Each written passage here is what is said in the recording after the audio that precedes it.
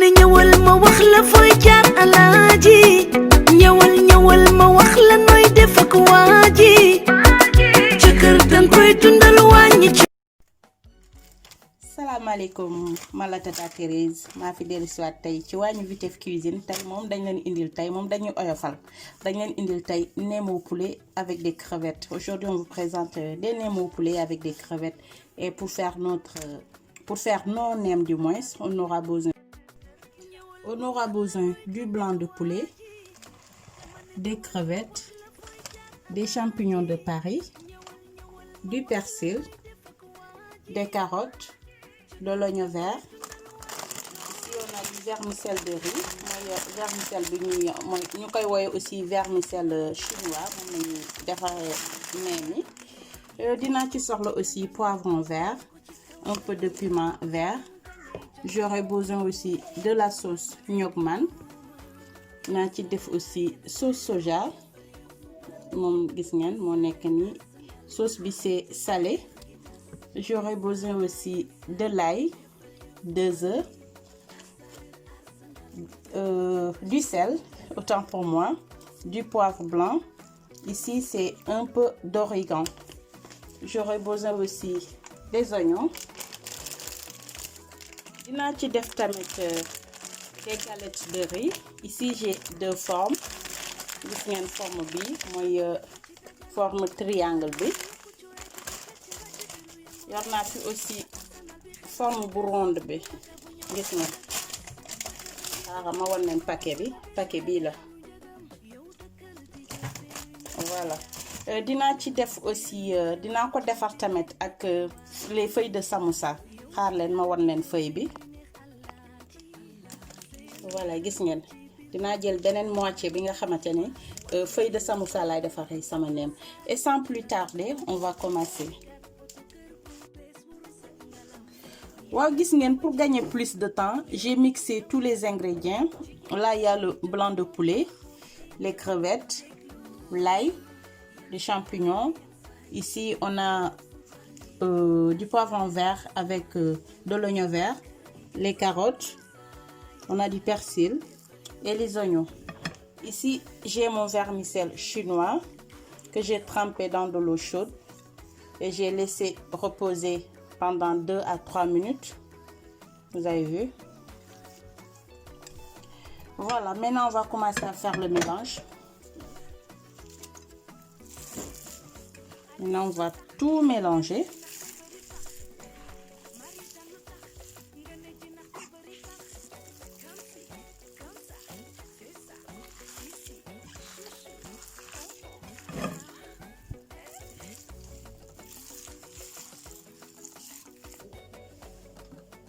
Voilà, là je vais casser mes œufs. Par contre, j'ai rajouté 3. Excusez-moi.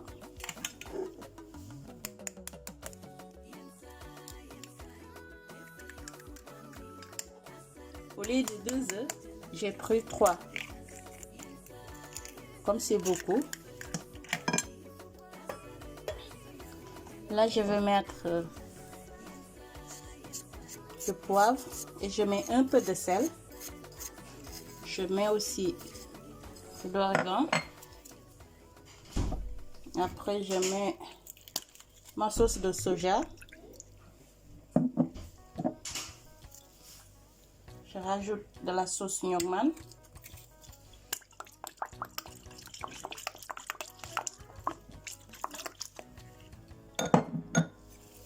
Je mélange encore.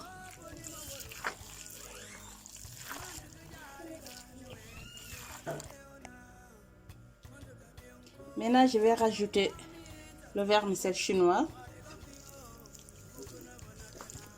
ou encore le vermicelle de riz.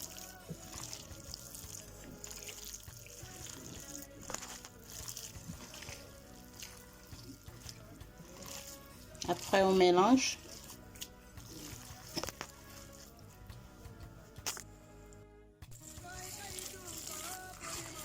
Voilà mbokk yi gis ngeen léegi pare nañu def sunu mélange bi dañoo mélanger ingrédients yépp yi ma leen wonoon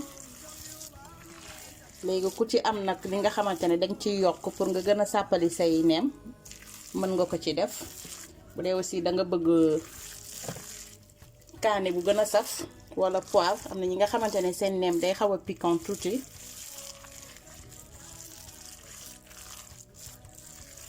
waa léegi comme pare nañu mélange bi léegi dañuy ñëw rek daal di commencer defar suñuy neem.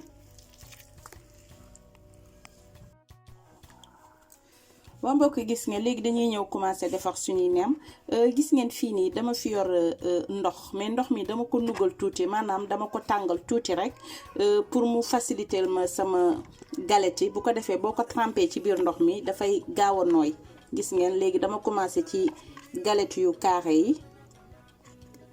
ngeen baal ma nag dama génnee gants yi parce que bu dee danga koy defar ak gants yi dafay xaw a compliqué, tu es obligé nga génne say gants. léegi dama koy bàyyi mu xaw a nooy tuuti. voilà léegi nooy na dama koy génnee. gis ngeen bu nooyee, gis ngeen déjà rek bu nooyee rek day mel ni li xaw a lemu. waa léegi gis ngeen dama ko étaler fii ci benn torchon, dama jël torchon bi wis ci ndox. bu ko defee dafay faciliter yow booy rouler neem bi du xaw a jàpp entre say loxo yi. léegi damay ñëw daal di tibb ci sama farce bi. gis ngeen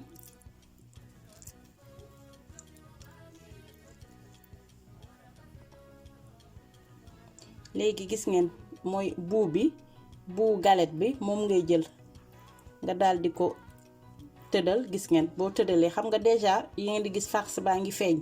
dangay ñëw aussi nga daal di ko tourner waat. boo tourner ba nga gis ni farce bi feeñatul ci côté yi, gis ngeen après nga ñëw daal di jël buu bi daal di lem. vous avez vu. après on prend aussi l'autre bout. gis ngeen nu ngeen ko lemee ni ma ko lemee di moins. léegi soo paree yow léegi da ngay tourner rek. bu ko defee booy tourner da ngay xëcc kii bi neem bi muy ñëw ci yow. bu ko defee day serré, gis ngeen voilà da ngay xëcc neem bi mu ñëw ci yow. ko defee nag nga am sa neem bu rafet macha allah. gis ngeen déjà lii après sax dafay kolewaat. léegi gis ngeen da ngay am neem bu rafet.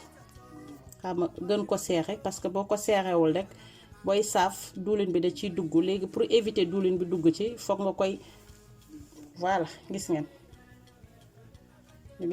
comme lii mooy njëriñu torchon bi. da ngay ñëw rek def ko ni dalay jàppale. gis ngeen nga rouler ko mu dem nga am sa neem bu toog. voilà gis ngeen.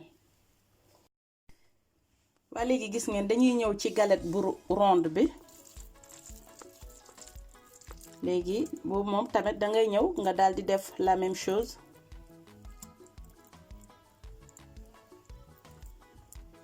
après nga jël buu bi tamit. gis ngeen nga lem tam pousse ko mu gën a serré. voilà léegi soo paree nga jëlaat beneen bi indiwaat. jëlaat beneen partie bi indiwaat. léegi gis ngeen léegi après rek nga rouler ngay xëccu mi ñëw ci yow. gis ngeen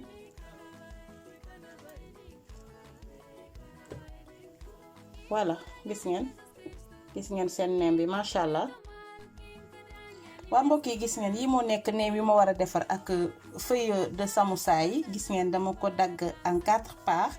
léegi damay ñëw rek daal di commencer defar bi. xama départager ko fële.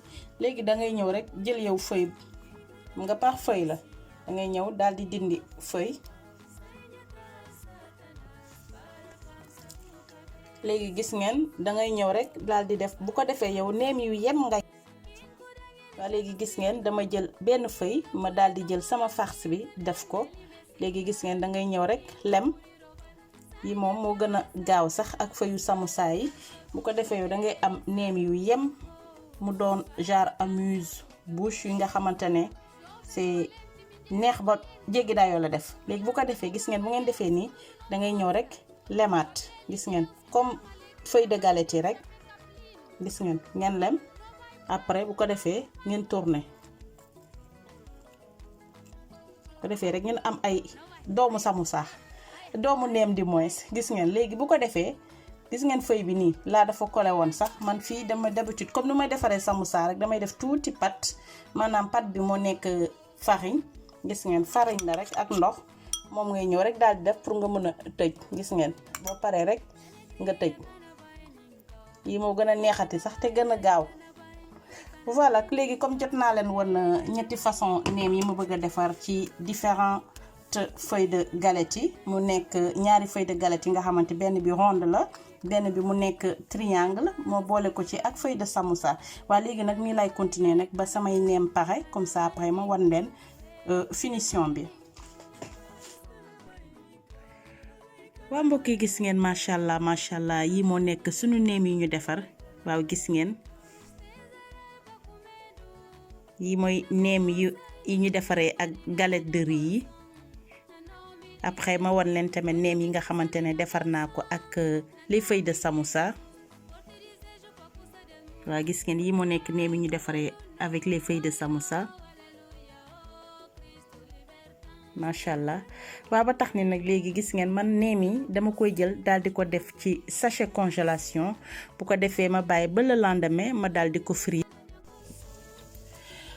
waa mbokk yi gis ngeen comme ni ma leen waxoon sànq dañoo congeler neem yi ñu bàyyi ba le lendemain ñu daal di ko frire waa léegi gis nga soo ko congeler gis nga nu muy mel yi moo nekk neem yi nga xamante ne dañ ko defar avec les feuilles de neem yi aussi ci côté bi moo nekk neem yi nga xamante ne dañ ko defar avec les feuilles de samoussa waaw gis ngeen dama ko def ci ay sachet congélation nga xamante ne boo soxlee rek yow da ngay jël quantité bi nga soxla waaye léegi fii nag aussi on va faire une petite sauce de neem gis nga et pour faire cette sauce on aura besoin de la sauce ñogman mooy sauce pour fish bi gis ngeen j'aurai besoin aussi du sucre de l'eau un peu de carotte et du jus de citron dinaa ci def aussi un peu de piment dinaa leen won sànq piment bi yoruma piment frais bi mais yor naa le piment en poudre je vais utiliser donc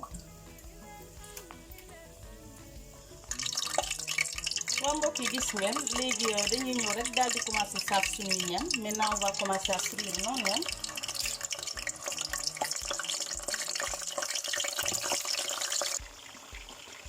Voilà, maintenant on va laisser cuire nos nems à feu doux.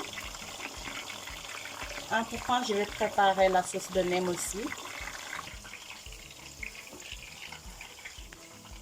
Voilà, là je vais prendre un demi-verre de sauce ñogman. C'est un demi-verre. Je prends aussi la même quantité d'eau.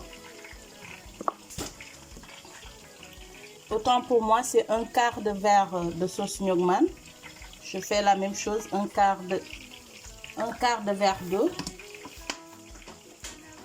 Après, je rajoute du sucre, à peu près 2 cuillères à soupe de sucre. Je mets du jus de citron. J'ai pris 2 citrons du moins. Je rajoute mes carottes râpées.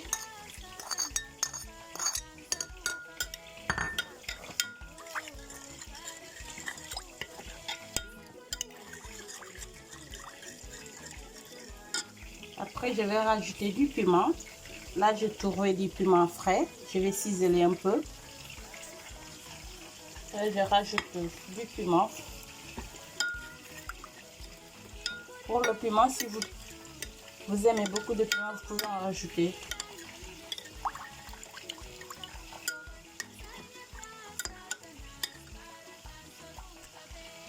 Maintenant, moi, je vais rajouter un peu du vinaigre de cidre. C'est facultatif du moins.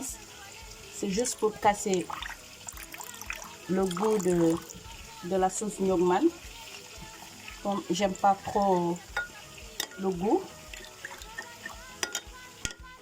Voilà. Après, si vous aimez bien du vinaigre de cidre, vous pouvez rajouter. Voilà. Et voilà, ma sauce ñogman elle est prête. Maintenant, on va continuer de frire nos nems. Après, on vous montre le résultat.